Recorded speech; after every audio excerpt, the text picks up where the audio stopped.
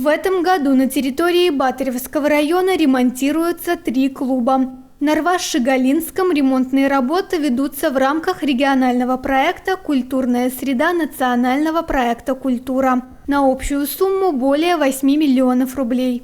На сегодняшний день завершены более 85% работ. Выполнены кровельные и фасадные работы, установлены оконные проемы. Завершаются работы по перекрытию актового зала, установке дверей, черновой отделке стен, монтажу электрооборудования и системы вентиляции.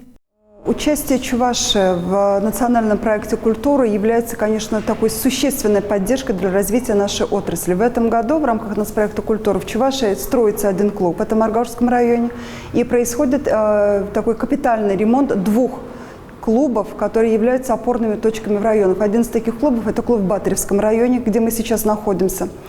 Подрядчик зашел серьезно, ремонтные работы движутся согласно графику, и мы рассчитываем, что они 30 августа, согласно срокам, сдадут этот объект.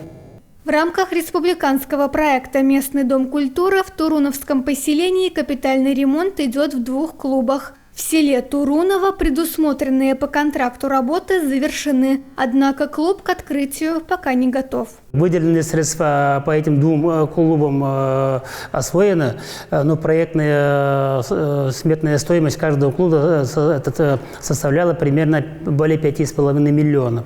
Было выделено всего половину суммы. Сейчас вот эти 2 клуба как бы остаются не докапитально отремонтированные.